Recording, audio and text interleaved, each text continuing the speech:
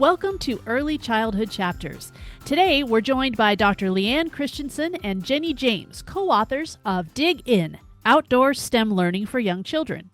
In this episode, we explore why outdoor education isn't just a nice to have, it's essential.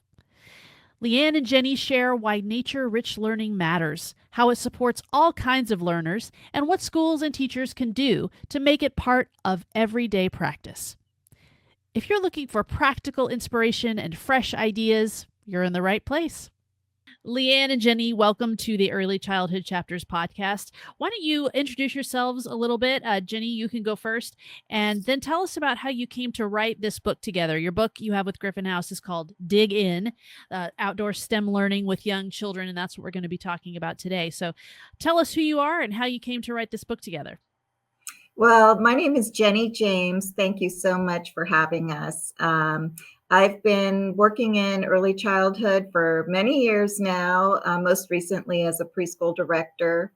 And I'm just so proud of this book that Lea Ann and I have written together. And I'll let her introduce herself, and then maybe we could talk about how we came upon this project. Yeah, I'm Dr. Lea Ann Christenson. I am a professor of early childhood education at Towson University, which is in Maryland, but I'm a former kindergarten teacher from California. Actually, Jenny and I both met in Maryland, but we are both from California, or lived in California at one point in our life. How we came to write this book is, as Jenny said, she's a director, and I'm the former kindergarten teacher and current professor. And in our travels out and about,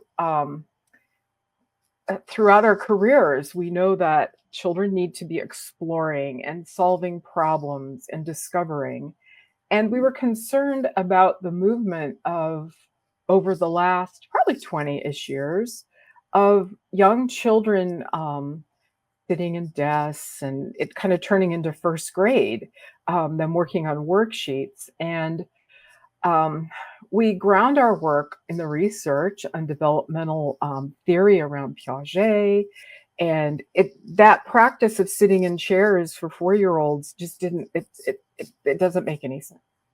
So we were very entranced with science and STEM education because we thought, that's an important thing we want our kids to be ready for. It doesn't matter what career you might have someday.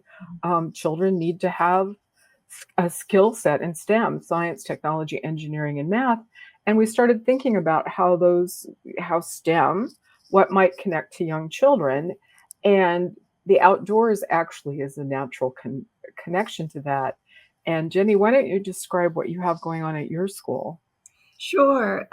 So before we started on the book, we were in the middle of COVID, and the school was trying to figure out how we could remain open.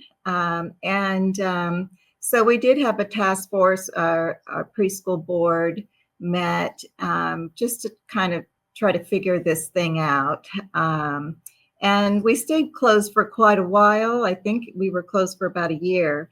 But within that year, we started our research on outdoor learning and the possibility of having a classroom that was outside. And at first, we thought that perhaps then we could invite people to come back and it would be a safer environment and so forth. But it did start us off into this whole other way of thinking about how kids learn and what kids need to learn. I think we had been sold on the idea that they need to be indoors with certain activities and so forth. And it just kind of broadened our thinking to think that, well, if they're safe outside, what are they going to be learning when they're outside? So that started, originally we were going to write the book about how to start your own outdoor classroom. And then it just kind of evolved into a little bit more of a deeper analysis of how teachers can present this material and a lot of theory behind how kids learn. That's pretty much what we really needed to look at in order to convince ourselves that this was going to be a good move for the preschool. And as we dug in, pun intended, Yes. we discovered that, wait, stop, this isn't a whole brand new thing. This being outdoors or discovering hands-on learning, this isn't a new thing. Teachers have been working this way forever, as long as there's been preschools and groups of little children. Actually, as long as there's been groups of little children without adults, they've been investigating, they've been solving problems. They do that in indoor settings, in block areas, and where there's loose parts and materials. Art centers, they're creating problems and discovering. But then this is moving it to the outdoors. And I had happened to spend some time in Denmark and Norway looking at their outdoor education systems, where they're outdoors year round. They have their saying, there's no bad weather, just bad clothes, or, you just need the right clothes to go outdoors. So Jenny and I went, wait, stop. People are already doing this. So what we did is we put the theory together with the practice and showed people how you just do a little tiny pivot on it. And it turns into more, I want to say, higher order thinking skills that you're working on. And it helps people that don't understand child development and what's good for young children. It helps them kind of label what the kids are doing in a way that they respect a little bit more. It's sad they have to do that, but it just shows people the gravitas, what young children are doing. They're the original scientists. And then sometimes we bring them in classroom settings and we extinguish that. So, and I think maybe that is the issue, because I know when I have thought about this a lot, I keep thinking, why do we do this? Why do we put little kids inside at desks, sit them down, put pencils in their hands before it's developmentally appropriate for them to do that? And maybe it's because we, or the people who are making those decisions, don't understand. We're just thinking, well, this is what school looks like. This is what an academic experience looks like. And maybe parents are wanting what looks right to them. Hey, I'm paying my money for this preschool, or I'm paying my money for this private school, get my kid doing the times tables when they're 4, but it's exactly, it's not developmentally appropriate. Whereas these kinds of experiences, you've talked so much to me about just that open-ended free time to explore, that so much learning occurs there, but maybe we don't recognize it as lay people. Yes, I think that's a big problem. Teachers, there's a reason why we want to be teachers, and I think some of us are kind of control freaks, and we like to be able to tell people what to do. So it kind of goes against that nature to, want to control the situation when you are allowing children to explore on their own. And so it takes a special kind of creative thinker as a teacher to see what they're learning and expand on that. And so you're taking a curriculum that you might be given, and you're thinking outside of the box.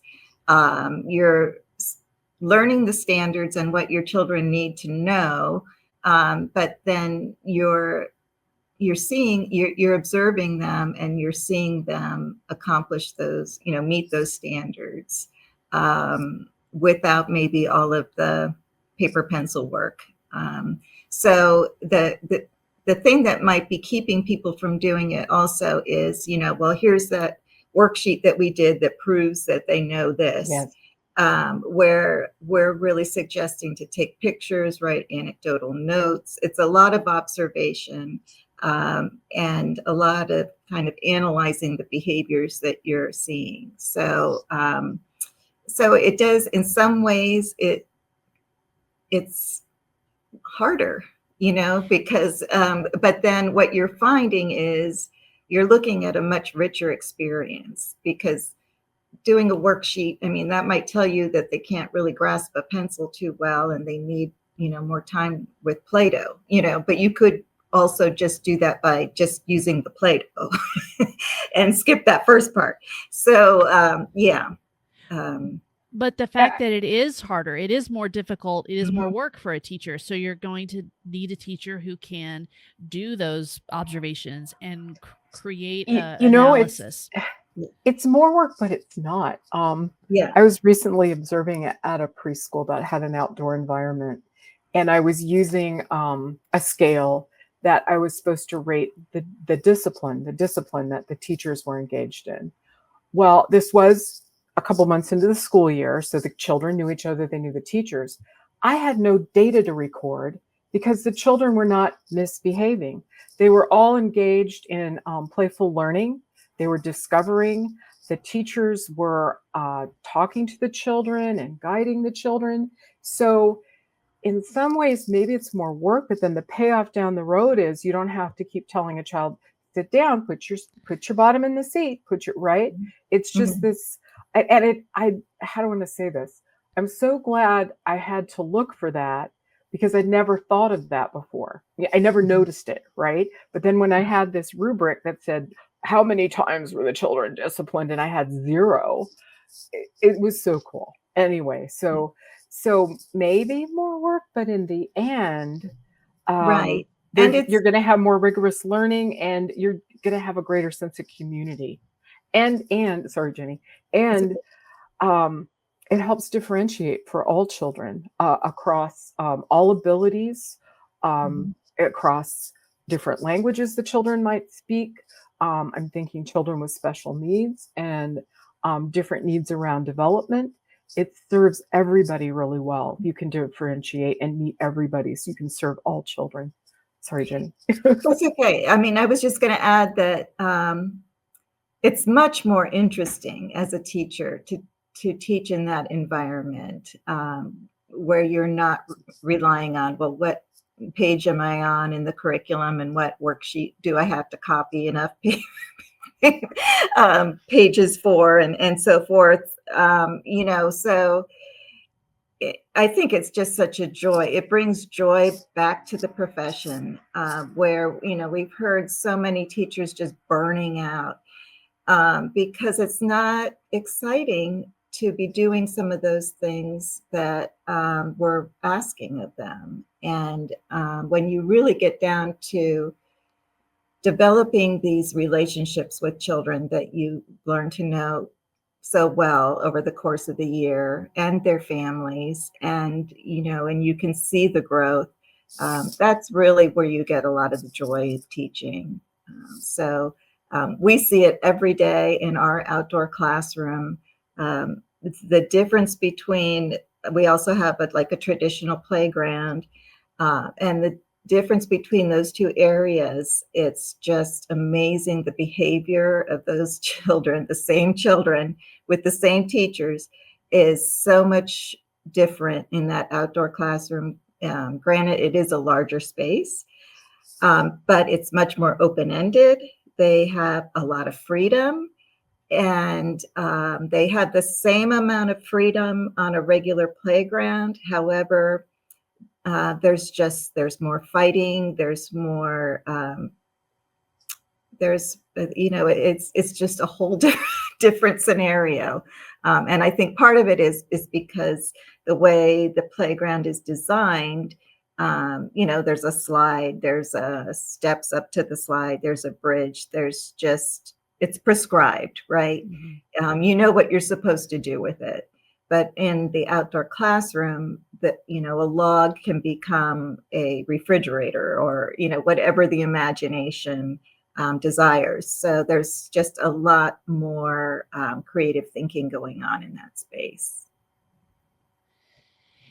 You have talked a lot about rich environments really making a difference. And I know that that's something Maria Montessori talked about too, preparing the environment and giving the children a much richer context to operate in. And that's something you talked about in your book too that I wanted to address here because it's really fascinating to me, whether the child is indoors or outdoors, this idea of a schema that came from Jean Piaget about the context where children are learning things and how that adds so much to just how well they learn it, how they retain it, they'll remember it later, and it all contributes to their body of knowledge, which makes them humans, and that's so interesting to me. And I wondered if you could talk a little bit about that, particularly regarding being outdoors, doing outdoor education? I'll talk a little bit about schemas, and then Jenny, why don't you give Mhm. examples of what it looks Mhm. like in your outdoor environment? Yeah, better readers, and that's our goal. Jenny and I want to have better readers. We want to have at grade level readers by third grade who are independent readers. So that's the end goal of all of this, right? And I think that's the end goal for everybody who's in education, because an on grade level reader, they're going to be competent, they can do their own learning, they're good, right? So part of reading is being able to comprehend. And to comprehend, you need to have an understanding of the world and have knowledge to bring to what you're reading. Because if you don't know what it's about at all, you can't comprehend it. I have this great passage I read with my undergraduates. It's about surfing, and it doesn't ever say the word surfing, but it has all these terms in it that if you don't know about surfing, you're like, what the heck are they talking about? The minute I say it's surfing, they go, oh, hang right means of this and that. And a schema pops in their head. They've seen surf movies. They probably haven't surfed themselves, but all of a sudden they go, oh, those words meant a wave and a surfboard. And so what we do with young children in our teaching is facilitate them to learn schemas about the world. So based on children's interests or what happens to be in the curriculum, you do units of study. For instance, you do plants and you learn what roots are and stems are and flowers and photosynthesis, right? And once you own that knowledge, you bring that to what you're reading and you can comprehend and understand. The other Mhm. thing, one more thing about hands-on learning, we have many children where English is a second language for them. If you engage them in this hands-on learning and say you're learning about the life cycle of the butterfly and you've done it in a very hands-on way, perhaps you grew the butterflies in your classroom and they went flying away, you might not understand all the vocabulary, but you understand what happened. And once you do pick up the English vocabulary, you know you have the knowledge, you own it because you Mhm. did it with your hands through hands-on Mhm. learning. And I bet we could spend another hour citing all, Maria Montessori, the Reggio schools. We could go on and on and on. It's all about hands-on learning. Mhm. So Mhm. Jenny's going to give you some examples from her outdoor place, what it looks like. Well, it fits perfectly into what we've been talking about this spring because we have forsythia bushes in our outdoor classroom. And so, all winter long, they're just sticks, basically, And then one of the teachers brought in, she cut some of the sticks and brought them in, put them in water, and kind of forced the buds to open. So that was their first kind of inkling in what was going to happen as spring approached. And then, now we've got full blooms and these bright yellow forsythia bushes. All of the children know the name of those bushes, that they're forsythia. They know what they look like. If they ever read a story where they see the word forsythia, they're going to know that's a flower. And they're going to know something about it, that it doesn't always, it's not always yellow, that after those buds fall off, it's going to be green. So there's just so much to be said with those kinds of experiences when they get into school, even something like interpreting poetry. Those are Yeah. vocabulary words that they're going to get. They're going to get a deeper meaning into, what they're reading. We also had hyacinths in the and to see those come up and the beautiful flowers and the aroma, the teachers were saying, oh, they smell so good. Let's not pick these. These are, try, smell them and see what they smell like to you. So those kinds of things are all developing their schema of flowers. And, and then the teachers actually had them paint forsythia branches and then took tissue paper and yellow tissue paper and put the blossoms on as kind of one of their art projects, just to kind of have some fun way to remember the vocabulary word and express, what they've learned. So there's ways to bring the outdoors into your classroom as well. We had parents come in for the end of the unit. They come in and kind of see some of the activities that the children have been working on. And more than one parent said, oh, these vocabulary words, now, they're telling me what they see when we're driving. And they say, that's forsythia and so forth. So they take so much pride in what they're learning when they're a part of it, where I don't think you see that as much as if they haven't actually experienced it themselves. And that homeschool connection is so important. And when you have engaging activities like this, the children, I've done a couple small scale studies around just this, that when you embrace this kind of methodology and teaching around thematic units, the children bring much more home, and there's richer oral language experiences. And that's the foundation of literacy. The foundation of our reading and writing is all oral language. So the more that we can be engaged in oral language activities, not just formal rote memorization of a poem or something, but actually authentically using the vocabulary words that we've acquired with others is very important in our development. And I think that helps families because they don't necessarily know what it looks like for school readiness, right? And some of it's just having beautiful, rich conversations, and then carrying forward themes that might be happening in the preschool outdoors and engaging in those themselves. The natural world provides so much opportunity for that. I remember hearing that when my daughter was an infant and knowing that I just needed to talk to her a lot and we needed to have conversations and I needed to use the regular words that I would normally use. And sometimes I'm not very talkative, but if we went outside, there was always plenty to talk about and I could describe things to her. Yeah. And then you're less likely to be perhaps in front of screens like we all are a lot. And the research is developing on that. How has that impacted young children's development and their literacy acquisition? I feel like every day I'm reading about, test scores are down. And I just ponder, I don't know for sure, but I just ponder, is that because kids are spending more time on screens? And yes, they could be watching an educational program, but that's just transmitted. They're just taking in the information.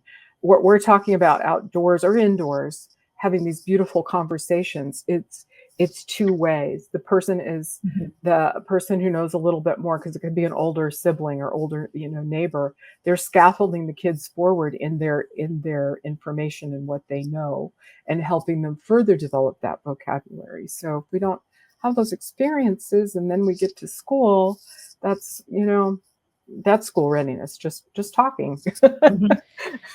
So this segues really nicely into what I wanted to ask about next, which is the idea that we only have so much time to spend in the day, and kids only have so much time at school, and we are spending more time on screens. Of all of us of all ages, we are. And you use in your book, you have this quote from Jean-Jacques Rousseau, and this was from the 1700s, and he said, "The most important and most useful rule in education is not to save time, but to waste it."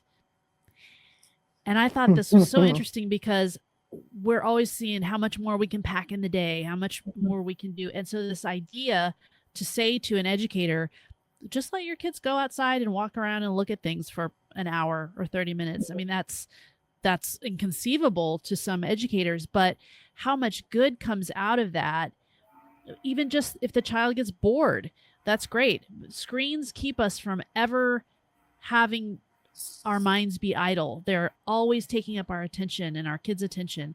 And it's good to just be outside and be bored and just looking at leaves or something. That's really where good learning takes place, especially for little bitty kids.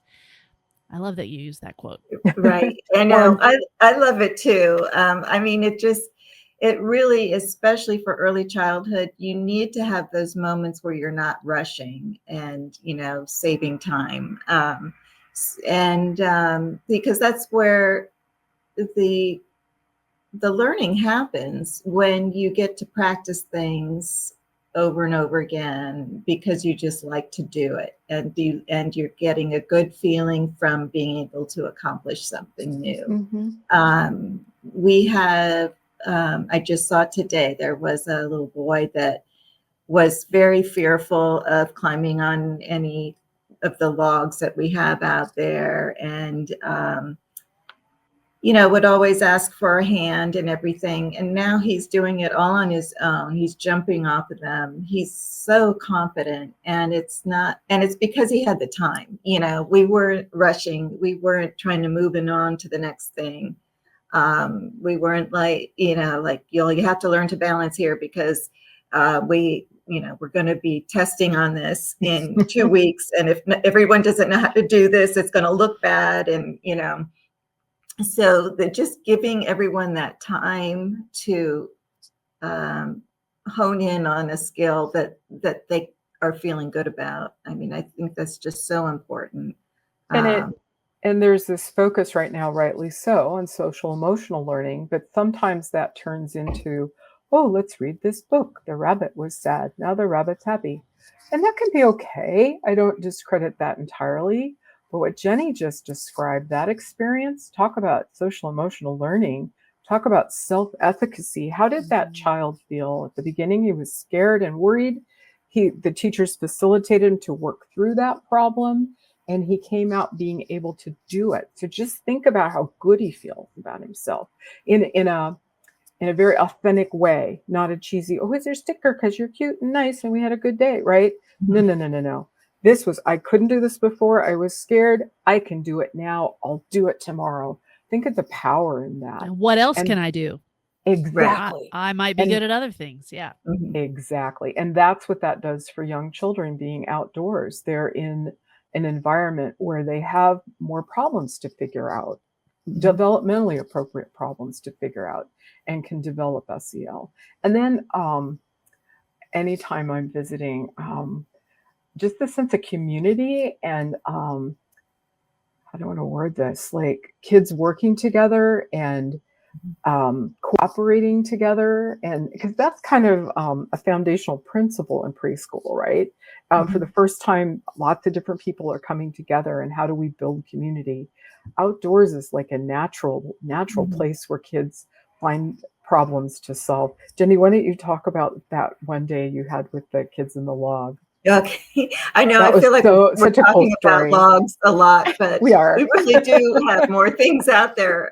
But we had noticed across the street they were taking down a very large tree, and Lea Ann actually happened to be there. I happened to be there that day. On that day, observing, and so the kids got to watch that whole business of watching the guys climb up the top of the tree and with their harnesses, and then they had a big crane that they were using, and the pulleys and levers and all of those simple machines, that we try to manufacture when we're doing those lessons.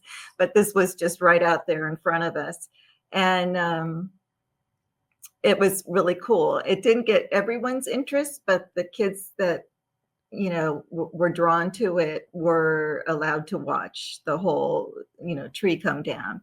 And so then, as many directors do, when we see a bargain or, a potential free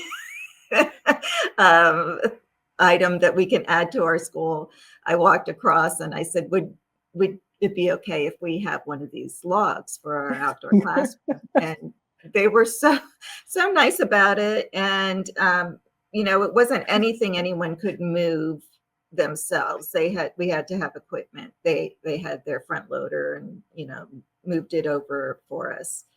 And so the kids weren't there when we got the big log, but then the next day they went and they saw that, man, they were so excited.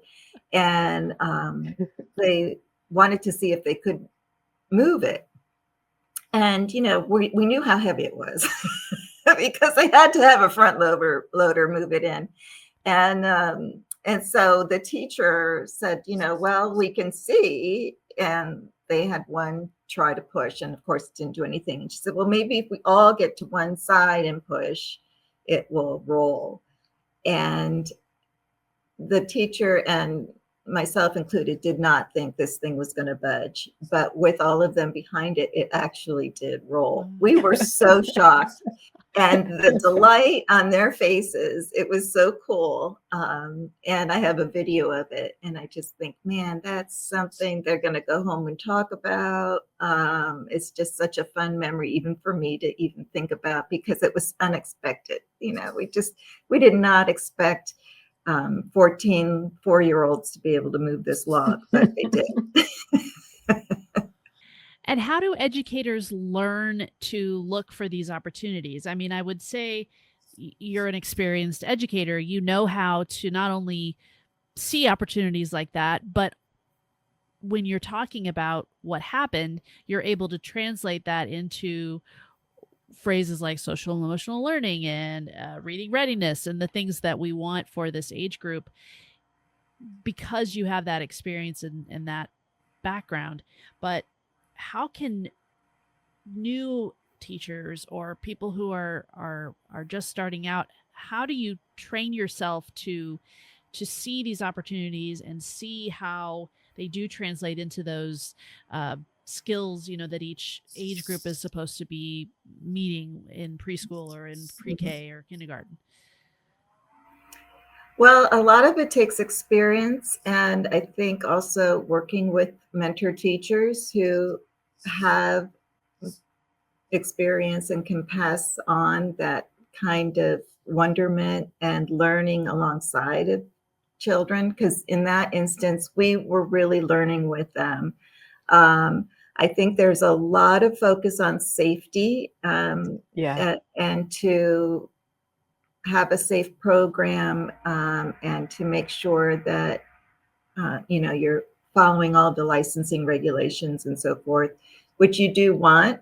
But I look back on my training, and at first it was keeping me from trying new things. It would, trying to keep everyone safe was almost like saving too much time. I wasn't able to let go and see where they would lead me. I was too much trying to lead it myself and keep everyone safe.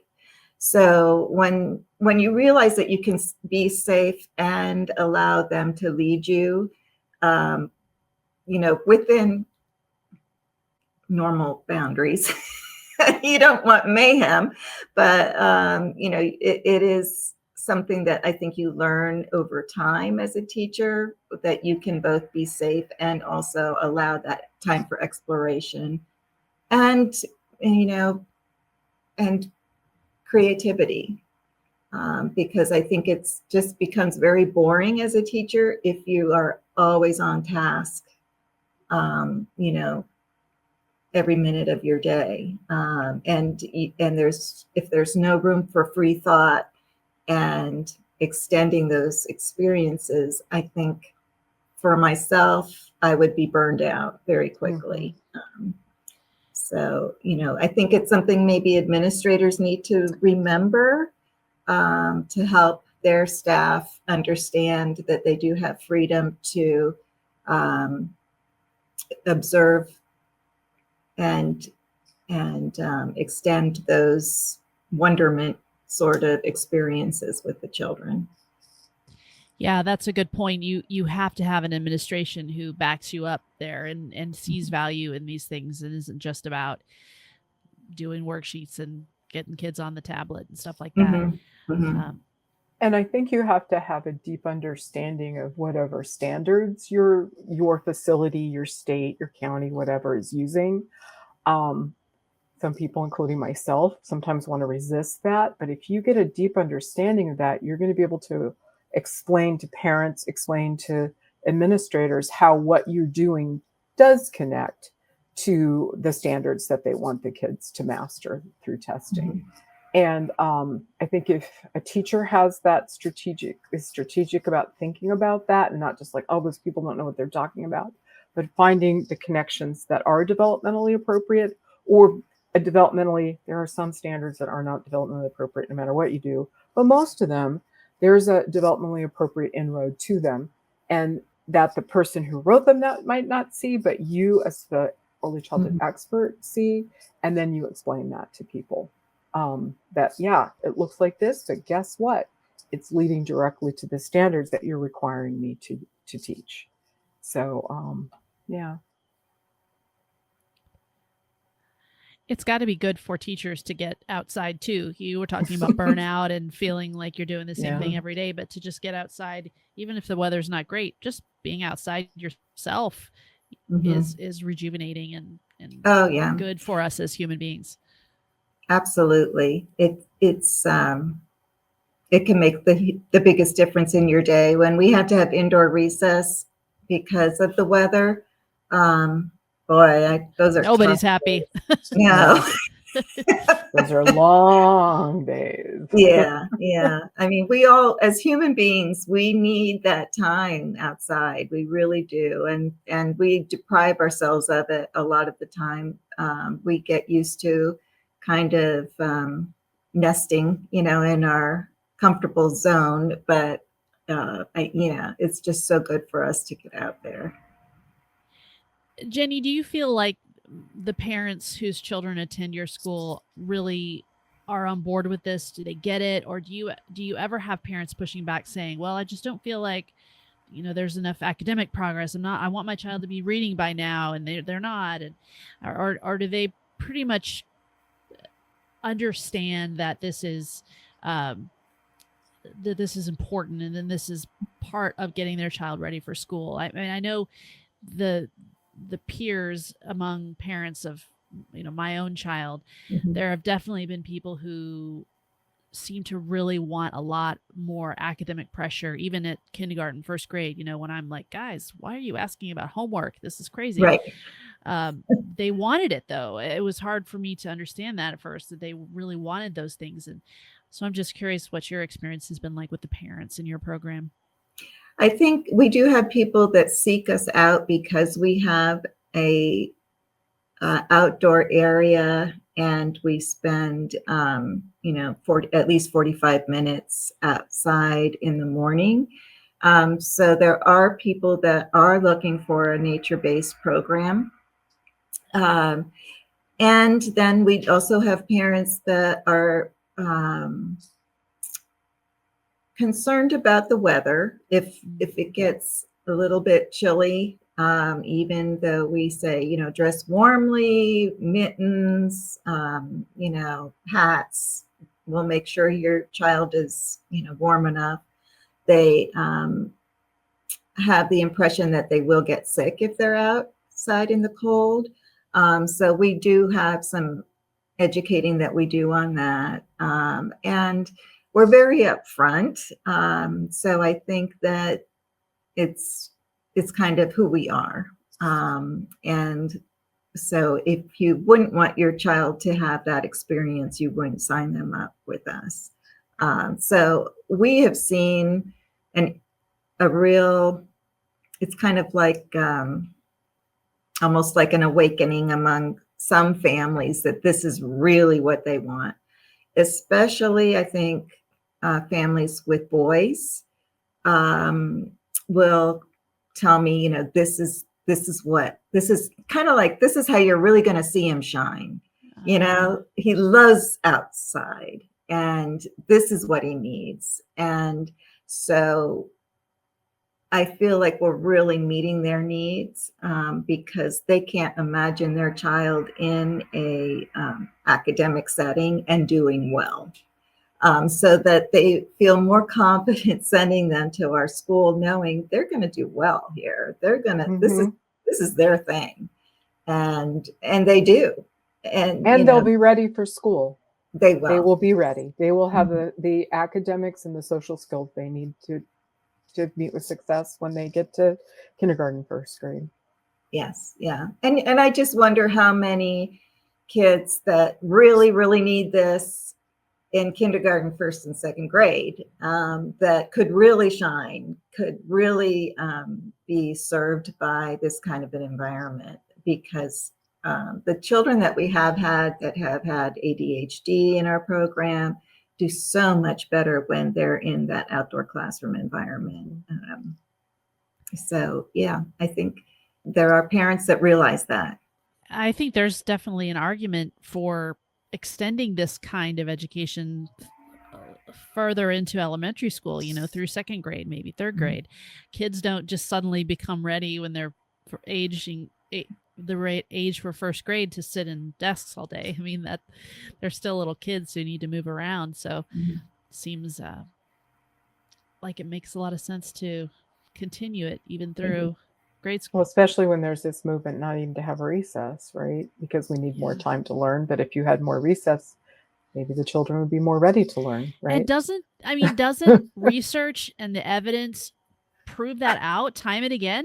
So it does, but for whatever reason, I don't know, for whatever reason, somehow that research, and not even, how do I want to say this, like over time, right? We're talking, you go back to Freud Bell and inventing kindergarten, right? This isn't something somebody made up today, right? Yeah. Little human beings are little human beings and how they develop. And I don't know why, policymakers or whoever won't listen to just kind of common sense, right? Anybody who's been around a baby or a toddler or a 3-year-old, right? They just don't quite, I don't know. I don't have an answer for you. Yeah, it's mystifying. I mean, and it could be too. I mean, there's ways that financially, I think it would all balance out, but you do want teachers that are well educated outside with the children, and many times that's kind of the time when the teachers take their break, and the fill-in staff goes outside, and they're much more in a supervisory role and not maybe picking up on those learning experiences that the children are having. True. And so in that way, it might be more expensive, to actually have teachers outside at that time. And Jenny, you make a super good point. We're not talking about recess. We're talking about an outdoor classroom.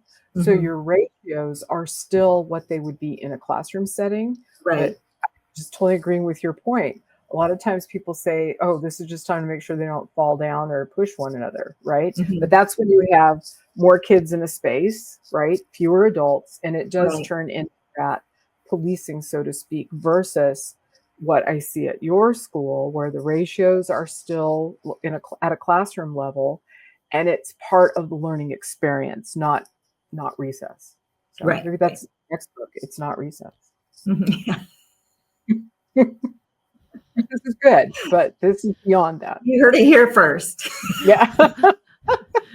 See what we do as we talk to you, we get new ideas. So thank you for chatting with us. Follow it up with a common sense manual. It's not rocket science. Yeah. But it is. Yeah. No. Thanks for joining us for this conversation with Dr. Lea Ann Christenson and Jenny James. As they've shown us, outdoor education is powerful, practical, and within reach, even for schools with limited resources. When we bring learning outside, we're not just helping children grow, we're helping them thrive. Be sure to check out their book, Dig In, Outdoor STEM Learning with Young Children, for even more ideas. And we'll see you next time on Early Childhood Chapters.